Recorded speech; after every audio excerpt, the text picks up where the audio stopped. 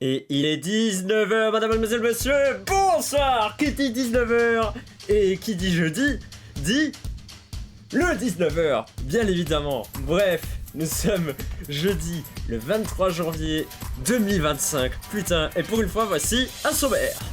Alors, quel va être le sujet à la une? Tout le monde se pose la question. Eh ben, à la une, on va parler de la Cour européenne des droits de l'homme qui a condamné la France dans une affaire, laquelle nous allons en parler dès le début de l'émission.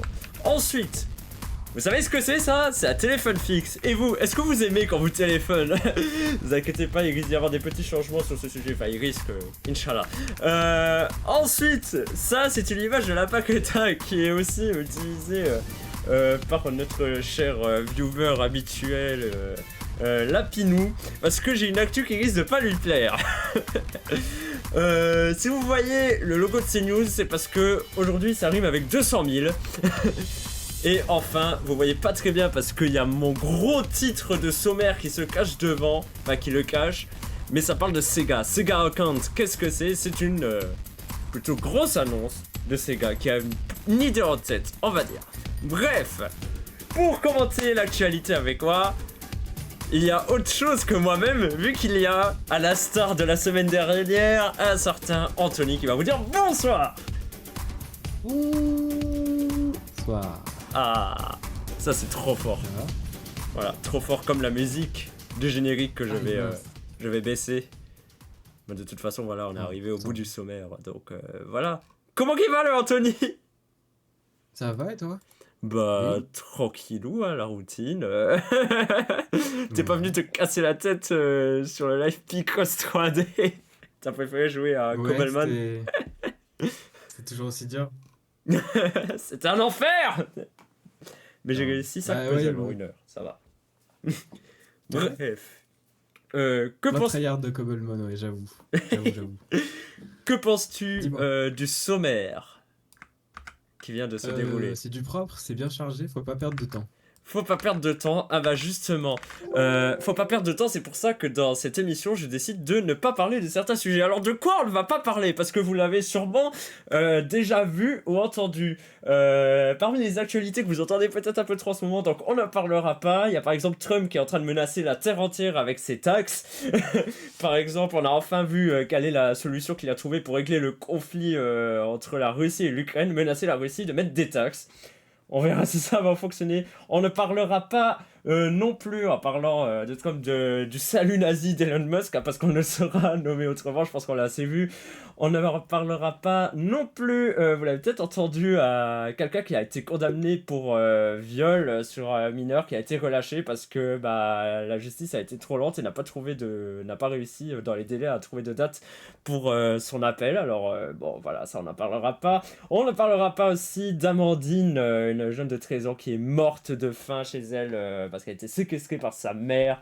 On en a beaucoup entendu parler des infos et on ne parlera pas évidemment, un peu plus léger, des retards de courrier en France qui commencent à s'accumuler. Les syndicats estiment plus d'1,2 million de plis en retard. No comment, voilà, parce que nous, à la une, bon, vous en avez peut-être entendu parler, mais c'est la Cour européenne des droits de l'homme qui condamne la France dans une affaire de divorce. Et je vous avoue, quand j'ai entendu ça ce matin, je me suis dit, attends, nani? En fait, c'est très simple. Il y a une femme qui a été... qui s'est retrouvée divorcée et qui s'était... Enfin, pas forcément fait condamner. C'est un peu compliqué cette affaire, mais en gros, en France, il considérait que le fait de ne pas avoir de rapport sexuel avec son mari était un manquement au devoir conjugal. Exceptionnel. Voilà. Cette affaire est allée jusqu'à la Cour européenne des droits de l'homme qui a condamné du coup la France pour violation de l'article 8 de la Convention européenne des droits de l'homme relatif au droit au respect de la vie privée et familiale. Dans son arrêt, elle rappelle que tout acte sexuel non consenti est constitutif d'une forme de violence sexuelle.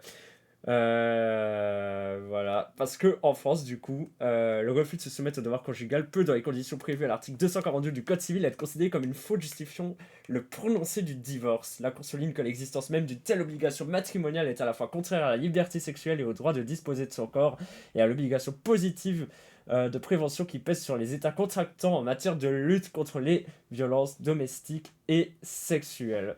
Donc voilà. Donc l'affaire de base qui s'était passée, en fait c'était une dame qui avait demandé le divorce en 2012. En juillet 2018, le juge des affaires familiales du tribunal de grande instance de Versailles, ils avaient estimé que le divorce ne pouvait pas être prononcé pour faute et que les problèmes de santé de l'épouse étaient de nature à justifier l'absence durable de sexualité au sein du couple. Mais en 2019, la Cour d'appel de Versailles avait prononcé le divorce au tort exclusif de l'épouse, retenant comme une faute son refus des relations intimes avec son mari. La cassation, ça avait été rejeté, c'est allé jusqu'à la Cour européenne des droits de l'homme, du coup, qui a condamné la France pour avoir, mis comme fautive cette femme parce qu'elle ne voulait pas avoir de relation sexuelle avec son mari. On est bien en France quand même, heureusement. Tu vois, c'est là qu'on se Ouais, dit heureusement qu'on a une loi européenne ouais. qui Bah, prévoit un petit ça peu doit quand quand même même. être. Moi, ce qui me fait réagir un peu, c'est le point de vue de la personne, quoi. Ouais. T'imagines ton cas quand même est remonté aussi haut. Bah ouais, parce que Ce serait quand même justement, dingue. parce que justement comme la cassation ça avait été rejeté, c'est comme ça que fonctionne la justice en France, hein, tu sais, quand tu après un procès tu peux faire appel, après l'appel tu peux aller pouvoir en cassation si tu veux pour casser le jugement et si ça marche pas tu peux Ouais. aller jusqu'à la Cour européenne des droits de l'homme qui est vraiment le plus haut niveau. Et du coup voilà. Eh ben, merci la France de nous rappeler Ouais. qu'on peut être condamné, qu'il peut être légitime de dire que ne pas avoir de relations sexuelles est une faute grave dans un couple marié. Franchement, merci la France. Vraiment, Excellent. je voulais en Bien parler joué. parce que là-dessus, forcément, dans le pays des droits de l'homme, comme on l'appelle, ça fait un peu mal. Ouais. Ouais, tu m'étonnes. Voilà, bref, voilà, c'était la petite actu à la une. Je voulais le placer bien haut dans mon 19h. Voilà qui est fait. C'est quelque chose dont on entend parler depuis des années, puis des années, bref. Euh, Est-ce que vous aimez quand on vous téléphone? J'adore, j'adore. Est-ce que Tu tu adores sais, surtout quand des c'est petits 01, des Ouais, numéros voilà. anglais, des fois. Les petits numéros inconnus qui nous appellent, ça forcément, on adore. Ça Terrible. arrivait beaucoup sur les téléphones fixes, fut un temps maintenant même sur les téléphones portables. Bref. Alors, il y a des choses qui ont changé dans les lois récemment, des outils qui ont été mis en place, par exemple le fameux Blocktel qui fonctionne extrêmement pas. Parce que, voilà, le démarchage téléphonique, il fonctionne un petit peu comme la distribution des encarts publicitaires, en fait. À partir du moment en fait où vous existez, vous êtes automatiquement consentant à recevoir de la publicité en fait. Pour l'instant, c'est comme ça que ça marche. Et c'est pareil pour le démarchage téléphonique. Déjà que ça a été vachement encadré. On rappelle que maintenant, ils sont obligés d'utiliser certains numéros pour qu'on puisse reconnaître que c'est du démarchage. Hein. Il y en a deux par Oui. 020, 02, 03, 04, 05, etc. Et Ouais. même deux sur les 09. Théoriquement, ils n'ont plus le droit d'utiliser les 06 et les 07, mais on sait qu'il y en a qui le contournent. On rappelle que c'est autorisé du lundi au vendredi entre 10h et 13h et de 14h à 20h. Et voilà. Sauf que voilà, on se cache encore derrière pas mal de trucs. Et ben il y a le Sénat qui a adopté une loi. Bon après voilà, le temps que tout soit appliqué parce que voilà, faut que ça fasse la navette parlementaire, tout ça, tout ça. Mais en gros, qui pourrait enfin inverser la tendance, c'est-à-dire que de base vous êtes considéré comme n'étant pas consentant à recevoir du démarchage téléphonique et qu'il faut que vous le dites clairement sur les trucs. Et bien sûr, la loi interdit d'avoir des clauses tout petit, genre si tu coches cette case obligatoire, tu es forcément consentant à recevoir des démarchages téléphoniques parce qu'on sait comment ça fonctionne les ventes de données et tout le Ouais. bordel.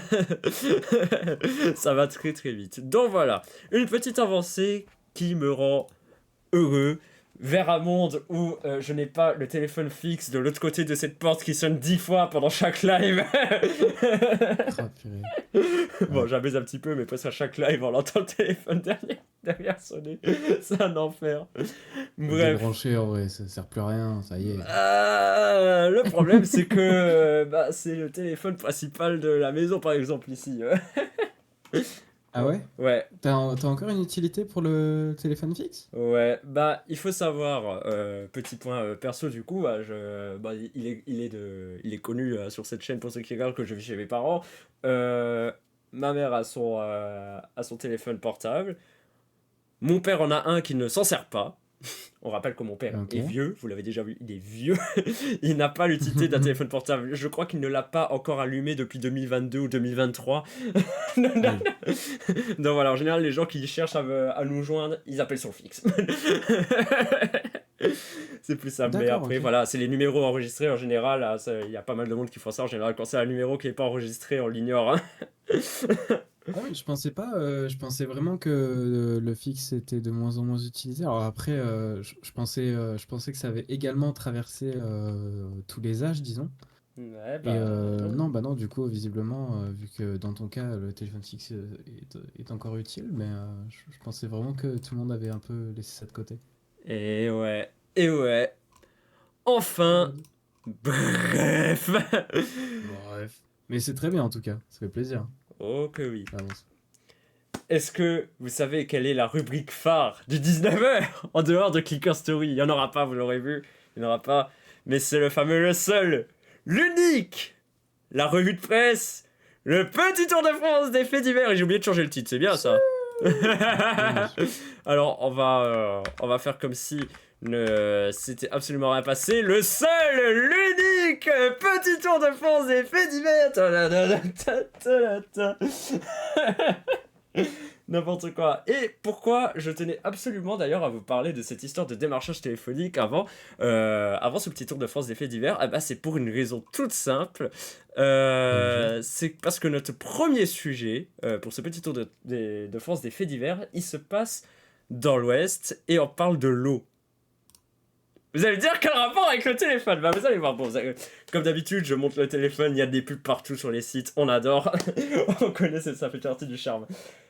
Mais voilà, voyez que le paragraphe qu'il y a à lire est ici, là en haut. Les services d'eau 17 et de la RES tiennent à rassurer les consommateurs sur la qualité de l'eau potable. Pourquoi? Qu'est-ce qui s'est passé? Attends, mais la pub est vraiment full. Ah voilà, c'est bon.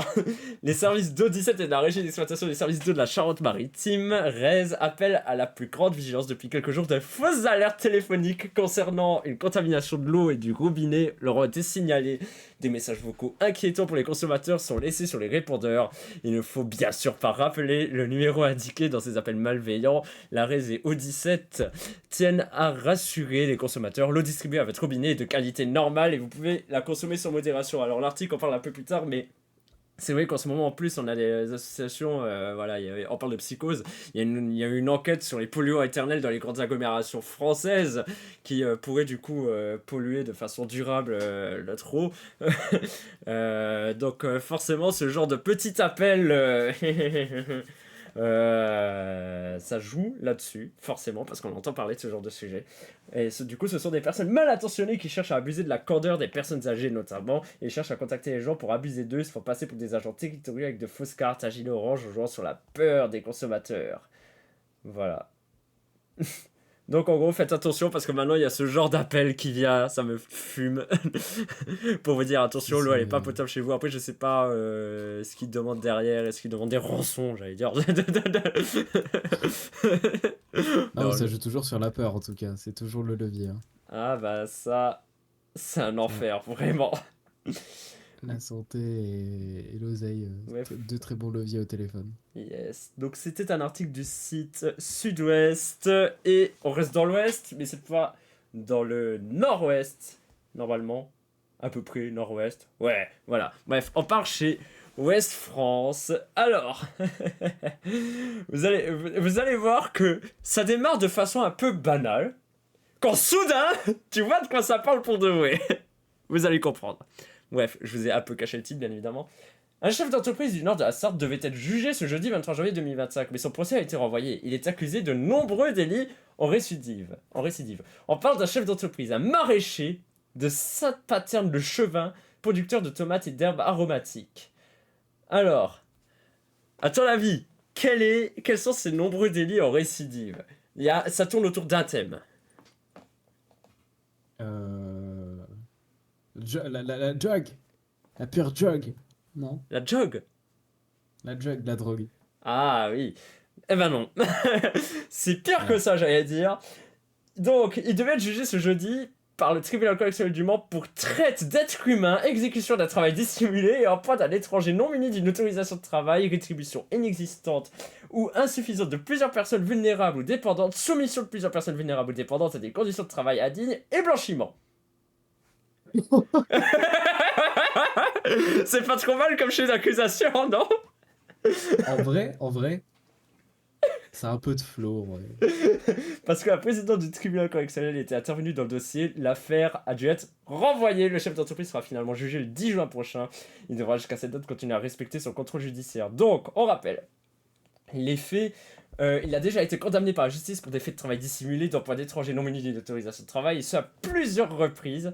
Et pour les nouveaux faits qui lui sont reprochés, il lui encourt jusqu'à 10 ans d'emprisonnement. L'enquête menée par le groupement de gendarmerie de la Sarthe, la direction, etc., enfin plein de monde, a mis au jour les méthodes de ce chef d'entreprise. Ses employés, il y a des gros guillemets en gras là qui sont utilisés, auraient travaillé dans des serres surchauffées et sans aération, utilisé des produits chimiques toxiques sans être porteurs d'équipements de sécurité et pour une rémunération dérisoire. De nombreuses infractions aux conditions de travail et droits fondamentaux de plus d'une 50aine d'employés ont été relevés, avait précisé le parquet en juillet dernier.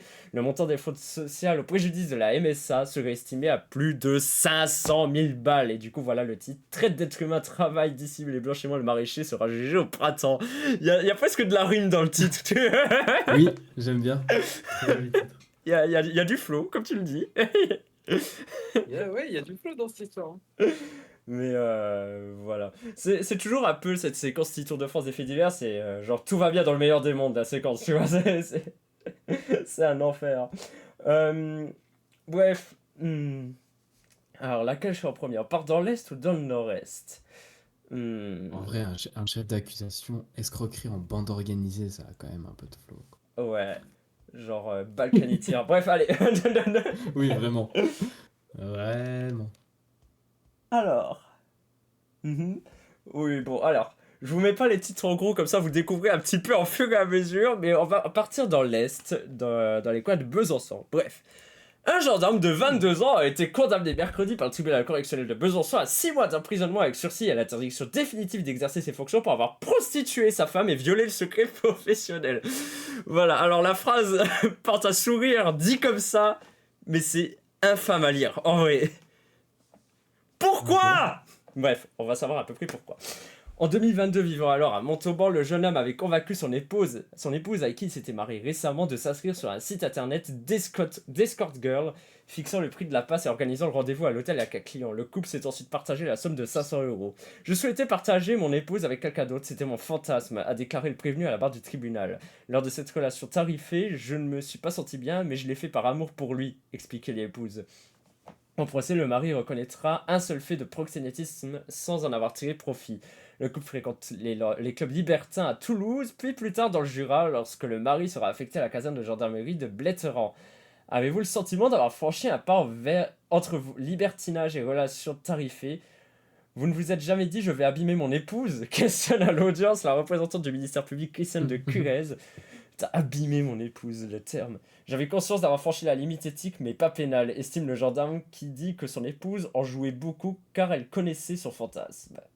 Le prévenu qui avait été placé sous contrôle judiciaire et qui comparaissait libre était poursuivi pour aide au proxénétisme de son épouse, violence conjugale et violation du secret professionnel pour avoir montré à son épouse des photos issues d'enquêtes judiciaires. Oh oui. Le tribunal l'a relaxé pour les violences et pour le fait que le prévenu aurait tiré profit de l'infraction de proxénétisme. Quant à l'infraction de violation du secret professionnel, le jeune militaire lui-même enquêteur a montré des photos de cadavres de personnes mortes par suicide. Je voulais répondre à sa curiosité et j'avais besoin de parler de ce qui s'était passé dans ma journée, a-t-il d'abord justifié. Bref, après, voilà, c'est pire en pire. Hein, mais, bref, vous voyez le genre. Voilà. C'est pas très pro Là, pour un il y a gendarme. vraiment pas de pudeur du tout, quoi. Ah Il y a ouais, des gens qui sont pudiques, mais alors là, ah ouais, non mais là on est... là, il y a un petit manque de pudeur. Voilà, à tout Il aurait pu faire mieux. Il aurait pu faire mieux. Il aurait pu faire mieux. Non, mais après, on comprend, tu sais, que dans ce genre de métier, après, des fois, tu vois des choses, t'as besoin un peu de. Mais Ouais, mais en vrai, il il y faut a savoir plein de manières. professionnalisme garder. Il y a le secret professionnel de Zaza sur ce genre de boulot. Ouais. Bref, bon, c'est pas le truc Non, principal surtout, qui nous retient dans sur l'article, évidemment. il y a vraiment d'autres manières de décompresser. Hein. Voilà. Mais par exemple, bah, tu vois, ça. Non, allez, hop, on va éviter. Là, ça commence à. Waouh. Stop. C'était une blague. Personnellement, je préfère regarder le 19h de Zadizik. Voilà, décompresser en regardant le 19 en disant putain mais c'est nul, mais pourquoi il fait ça, merde, et casser des trucs autour de Voilà, vous, voilà, pas et des ça gens, défoule, c'est très des bien. trucs, voilà, et franchement, et utilité publique, faut Des que, faut que, trucs, faut que voilà, j'appelle la des- préfecture et- pour faire une déclaration d'utilité publique. Bref, allez, petite actu dans le nord-est, alors c'est pas vraiment un fait divers, mais c'est surtout que ça m'a fait rire parce que c'est pas très très loin de chez moi. On part dans les coins d'Odaltich, qui est à la frontière vraiment tout au nord de la Moselle, Moselle nord-ouest, à la frontière luxembourgeoise, alors déjà le nom Odaltich, et on parle de la fibre. Après des années d'attente, la population audinoise et russangeoise est enfin éligible à la fibre. Du moins, c'est ce que pensaient la plupart des habitants avant de contacter leur opérateur. Les réponses contradictoires et les délais annoncés en ont refroidi plus d'un. Qu'en est-il réellement? On fait le point. Il faut savoir qu'en Moselle, le développement de la fibre, ça a été un carnage. Genre, à un point où ils ont tellement accéléré le rythme pour les villages que tous les petits villages paumés ont tous été éligibles à la fibre, là où dans les villes, il y avait un enquiquinement il y avait des trucs de partout entre les opérateurs, les élus locaux, c'était n'importe quoi, les régies locales. Bref, et du coup, j'apprends que par exemple à Odaltich, ils ont toujours pas la fibre. Il y a quasiment autant d'habitants que dans le bassin d'habitation chez moi. C'est assez. Ils sont à la frontière du Luxembourg et c'est vraiment le genre de ville où ils sont les uns sur les autres, mais ils ont pas de fibre. Bref. Depuis quelques jours, ils Ok. déchantent. Plusieurs C'est témoignages dingue. concordants font état d'une certaine cacophonie au sujet de la fibre à Odaltich et à Russange. Voilà pourtant un mois que les dates avaient été cochées. Le 16 janvier, 99% des logements devaient être raccordés. Une date qui ne coïncide pourtant pas avec les explications fournies par les opérateurs, lesquels, lorsqu'ils ont été contactés par leurs clients, ont expliqué à plusieurs reprises que les deux communes n'étaient pas encore éligibles. À n'y rien comprendre. Qu'en est-il réellement? Bertrand Tipard, le directeur de Moselle Numérique qui gère la commercialisation du réseau Moselle Fibre, confirme les fournisseurs d'accès à Internet ont bien été prévenus que le public et les entreprises d'Odaltich sont éligibles. Les 4 opérateurs historiques sont d'ailleurs présents pour une opération d'information très spéciale. Les clients potentiels sont invités ce mercredi à rencontrer du coup les opérateurs, c'est ce qu'ils viennent de dire dans l'article, putain ça on l'a déjà dit. Toutes les informations liées à l'éligibilité d'un logement seront fournies. 87% des logements pourront prendre des commandes dès mercredi. En revanche, il y a un problème informatique qui fait que 13% des logements ne seront éligibles que dans quelques jours. C'est un bordel, ça me fume. Et du coup voilà. Et du coup, depuis ce mercredi, les opérateurs entrent dans une période de gel commercial. Ce délai légal d'environ un mois assure l'équité entre les fournisseurs. Pendant cette période, aucun accordement ne peut avoir lieu. Les premières commandes seront honorées à partir de la mi-février. Autrement dit, pour profiter de la fibre, les habitants devront attendre encore au moins un mois. Merci la fibre et ton En développement 2025, c'est dur. cacophonique. Ah ouais. Ah bah, et pourtant c'est loin d'être une zone blanche, ça me termine. C'est tous les coins où il y a le plus de monde qui galère le plus à mettre la fibre. Et... Je peux Bref. que ramener cette histoire à mon petit cas à Mhm. Marseille où je suis positionné entre une rivière et des rails et j'ai toujours pas la fibre alors que je suis en plein Marseille, quoi. Oui, voilà. Je suis C'est je génial. suis un cas un peu à part là, c'est pas une ville entière, mais c'est un peu dur hein, en 2025. Hein. Ouais. C'est un peu dur. Bref, on part pour la D'ailleurs, petite... Oui, vite fait. si je peux ajouter une info de complément, du coup je me suis renseigné parce que je me suis dit, putain, je suis encore sous ADSL. C'est quand même pas normal, c'est bientôt même plus commercialisé. Et en effet, il y a déjà des villes dans lesquelles l'ADSL n'est même plus Et commercialisée, ouais. est en train d'être désinstallée.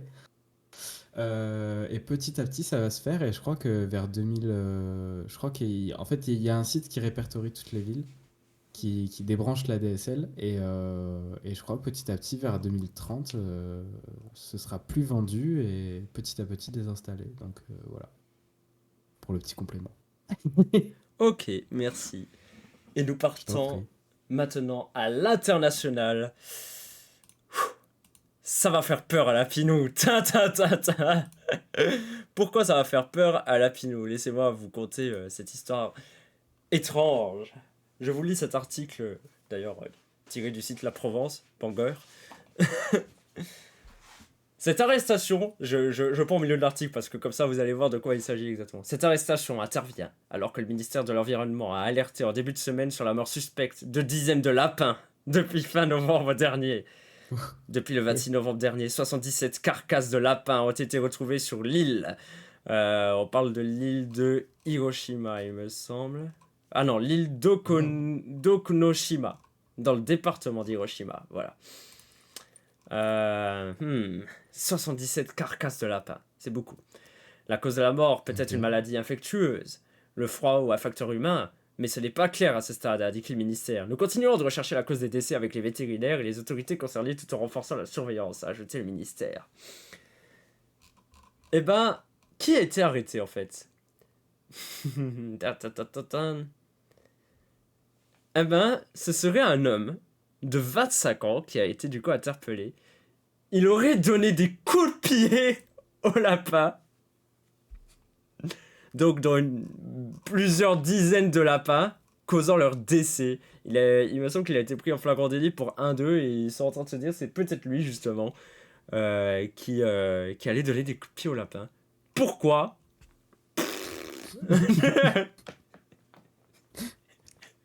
Pourquoi tu fais ça?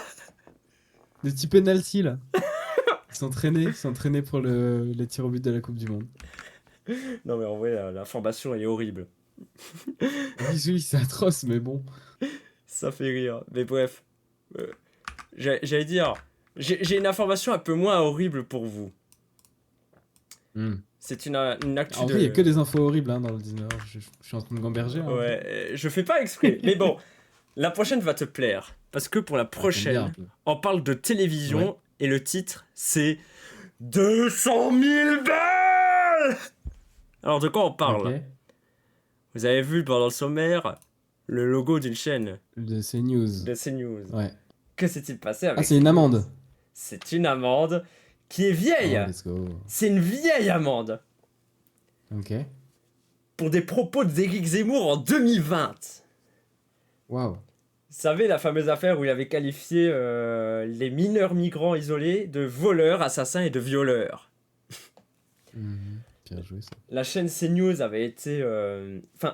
Éric Zemmour lui-même avait été condamné en appel à 10 000 € d'amende pour provocation à la haine raciale. Mais la chaîne elle-même, du coup, s'est fait condamner aussi, parce qu'elle a des obligations quand même, la chaîne de télévision. Elle avait été, du coup, condamnée à une amende de 200 000 € par le CSA à l'époque, hein, qui est devenu Arcom depuis. Ça a été confirmé par le Conseil d'État parce que c'est passé par les appels et tout le bordel. Ça a été confirmé par le Conseil d'État en 2022. Et du coup, en dernier recours, CNews avait saisi la Cour européenne des droits de l'homme en invoquant l'article 10 de la Convention européenne des droits de l'homme qui garantit la liberté d'expression. Mais dans un arrêt publié aujourd'hui, la Cour, qui siège donc à Strasbourg, a jugé irrecevable la requête de CNews, l'estimant manifestement mal fondée. Je cite, hein, manifestement mal fondée. C'est ce qu'ils disent, la Cour européenne des droits de l'homme. Qui rappelle d'ailleurs que les décisions du CSA du Conseil d'État reposaient sur le fait que CNews avait manqué à l'obligation de maîtrise de l'antenne, dès lors qu'aucune réaction suffisamment marquée n'avait été apportée par les personnes présentes sur le plateau aux propos tenus par Éric Zemmour. Elle les avait en outre diffusées sans modification, alors même que l'émission était en léger différé, ça a été relevé par les juges. Eu égard à la teneur des propos litigieux, ces motifs sont à la fois pertinents et suffisants pour justifier dans son principe la sanction prononcée. Et au sujet du montant de l'amende, la Cour l'a jugé proportionné, CNews ayant récidivé à de nombreuses reprises par la suite. En tout cas, voilà. Il n'y a plus aucun recours, normalement CNews va devoir raquer 200 000 balles, alors c'est rien pour le groupe Bolloré, mais putain que ça fait plaisir à voir. Non, c'est sûr que c'est pas grand chose, et puis le groupe Canal commence à avoir un peu l'habitude des sanctions. Malheureusement. Les millions d'amendes que se sont pris. Ce que c'est pris, c'est 8, pardon. Ouais. CNews, je crois, on n'est pas à sa première amende de l'Arcom, ça m'étonnerait, mais non. bon, ça fait toujours plaisir, c'est toujours ça de plus. Jackpot, et puis, Ça se compte parce que petit à petit, sanction par sanction, c'est comme ça que C8 a fini par péter de la TNT, donc bah, qu'il continue, on verra bien. Ouais. En Voilà, tout voilà. cas, bref, on arrive à la dernière actu. Ah oui, juste à voir avec le groupe Bolloré, il y a des enquêtes qui commencent à sortir sur certains médias, comme quoi une agence de com du groupe Bolloré aurait bien aidé Eric Ciotti pendant la campagne des législatives. Aïe, Ouais, bah, ça commence un peu là. trop à se voir hein, qu'il les aide un peu trop. Bref, est-ce que vous connaissez Sonic? Oui, Est-ce que du coup vous connaissez Sega? Sega. Ta ta la ta Oui. ta. Alors, est-ce que j'ai la bonne image? Oui! Sega Account! Qu'est-ce que c'est? Bah, Sega a une idée en tête visiblement. Ça a été une annonce assez récente qui vient d'annoncer, Sega, le lancement d'un nouveau système de compte unifié, baptisé simplement Sega Account, destiné à centraliser l'accès à l'ensemble de ses services et jeux en ligne. Encore un service de jeu en ligne. Du coup, on en Ok. connaît que beaucoup trop. Et ben maintenant, Sega lance le sien, Sega Account. Ça permettra aux joueurs de bénéficier de divers avantages lors d'utilisation des jeux Sega et Atlus, que je lis. Les titulaires d'un compte recevront des informations exclusives sur les jeux, les événements et les promotions, ainsi que du contenu bonus spécial. Bref, on est sur à peu près n'importe quel service de compte de jeu en ligne. Et du coup, voilà, pour marquer le lancement, Sega offre déjà une première récompense aux utilisateurs, une tenue spéciale Kazuma Kiryu dans le prochain Like a Dragon Pirate Yakuza in Hawaii, dans la sortie est prévue pour le 20 février. Et les joueurs de Fantasy Star Online New Genesis pourront également obtenir des bonus en liant leur compte. Bref, donc voilà, bah, ça change pas, c'est comme le fait déjà PlayStation, Xbox, Steam, Nintendo, Epic, tout ça, Ouais. tout ça. Donc voilà, la plateforme s'intégrera d'ailleurs avec différents écosystèmes permettant la connexion justement à tous ces autres comptes. Certains y voient aussi une initiative qui pourrait être liée à un mystérieux projet appelé de Super Game qui a été mentionné dans un rapport financier d'octobre 2022 qui vise à créer un titre global d'envergure prévu pour l'année prochaine ou cette fin d'année. On sait pas trop c'est quoi, mais on verra. Voilà. Donc Ok. voilà, c'était un petit actu jeu vidéo avec Sega. C'est plus fort que toi. Et voilà qui conclut les titres de ce 19h. Alors, autre actu d'ailleurs dont je ne voulais pas parler mais que je voulais évoquer un tout petit peu plus à part parce qu'elle me semble importante, une petite actu en bref. Vous l'aurez peut-être vu passer si vous connaissez la streameuse Ultia. Il y Oui, a un j'en ai entendu procès parler. qui est en cours pour harcèlement par rapport au harcèlement qu'elle a reçu. N'hésitez pas à aller voir ce qui se passe. Ça montre euh, plein de choses sur le harcèlement qu'elle subit, surtout depuis 2021 suite à ses propos aux The Event. Bien sûr, un harcèlement qui n'a absolument pas lieu d'être. On le rappelle, c'est un enfer Internet. Calmez-vous les gens. Rappelez-vous que quand vous dites et écrivez des choses, il peut y avoir conséquences, surtout si ce sont des propos qui sont normalement hors la loi. Par exemple, menaces de viol, menaces de mort et autres. Incitation au suicide, par exemple. Bref, Notamment. voilà. C'était une note moins joyeuse, mais je tenais à mentionner ceci et à bien sûr saluer le courage de cette streameuse qui subit ça depuis tant de temps. Putain, combien aurait lâché l'affaire? Elle Ouais. les a foutus autant que possible les tribunaux. J'ai vu une interview qu'elle a fait pour Combini du coup à ce sujet d'ailleurs, où elle disait que justement il- ceux contre qui elle a porté plainte et du coup contre qui elle va être en procès et tout, il y en a tellement qui vont pas passer dans l'eau parce qu'il y en avait tellement trop, ils ont dû fermer le dossier à un moment tellement il y avait trop de choses quoi. Et encore ceux de avant qu'elle commence les trucs, tous ceux qui venaient depuis plus d'un an et tout, ça compte pas encore. Donc, putain, vraiment, c'est. Bref, Ah, c'est lugubre, hein. Ouais, c'est vraiment lugubre. Je vais, Les gens je vais qui avaient. éviter de parler trop vite parce que j'ai pas encore mis mon nez dans ce truc-là. J'en ai entendu parler vite fait et j'ai vu qu'il y avait également parmi les harceleurs des personnes qui avaient un bon 40 ans, vraiment des Ouais, darons, un truc ouais, vraiment inquiétant. ouais. Certains qui ne voient toujours Donc, pas le problème, ouais, hein, d'ailleurs. vraiment. Ça m'étonne pas, mais c'est terrible. Ouais. Et donc ouais, faudra que j'aille foutre mon nez là-dedans dès que possible, quand Mais j'aurai lâché Pokémon, notamment. j'allais dire, ça ne nous étonne pas parce qu'il y a eu un truc similaire au fameux procès des viols de Mazan. Ah, il y en a qui ont toujours pas accepté Mhm. qu'ils étaient des violeurs. Ouais. Ah là là, ah, je te jure, quelle vie Malgré, de chien. putain, c'est vrai que ne pas gamberger là-dessus et je sais pas, parce qu'on a eu en vrai, on a eu parmi les accusés qui se sont remis en question Ouais, et bon, à la rigueur, tant mieux, mais on leur souhaite pas non plus le meilleur, hein, ouais. mais tant mieux. Mais c'est vrai que bon, tu participes à un procès pendant 3 mois, putain, je sais pas, Remets-toi en putain. question. Ouais, je sais pas, genre tu vois des choses, tu vis des scènes, et puis tu vois la réaction qui plus est populaire en plus. Donc, Ouais. bah, ce serait ouais, je sais pas, de pas se remettre en question malgré tout, ouais, c'est dingue. Ouais, je te C'est jure, dingue. c'est vraiment un énorme sujet de société de toute façon pour moi. Ça fait longtemps que j'en parle à tout ce qui est réseaux sociaux et le fait que les gens ne savent pas s'en servir dans le Ouais. sens où c'est un zoo total sous la réserve de la fameuse liberté d'expression. Mais je vous rappelle que personne n'est au-dessus Ouais. de la loi. En théorie. C'est. C'est devenu, je sais pas, la liberté d'expression, j'ai presque l'impression que c'est devenu un terme de droite, c'est un peu terrible, hein. Ouais, bah, C'est comme le drapeau français, maintenant il a été ouais, arraché et c'est oh. l'extrême droite qui en a les mains dessus, et alors que bon, putain, embêtant, ouais. Embêtant. Embêtant, embêtant. Bref, Anthony, merci de m'avoir accompagné pour ces 19 heures. Toujours un Bah, ce plaisir. fut un plaisir. Alors, Ce fut un plaisir, au plaisir. est-ce que tu te rappelles, c'est quoi le prochain live après le live du jeudi? Trackmania? Effectivement, le prochain live c'est Let's demain à go! 18h30 sur Trackmania. Alors il n'y a jamais personne qui vient, mais je le rappelle, vous pouvez venir rouler avec nous sur les circuits Cup of the Day qui sortent tout au long de la semaine. Et depuis récemment, depuis le lancement de ce truc, les Weekly Shorts, comme ils les appellent, des circuits super courts sur lesquels on peut faire la bagarre.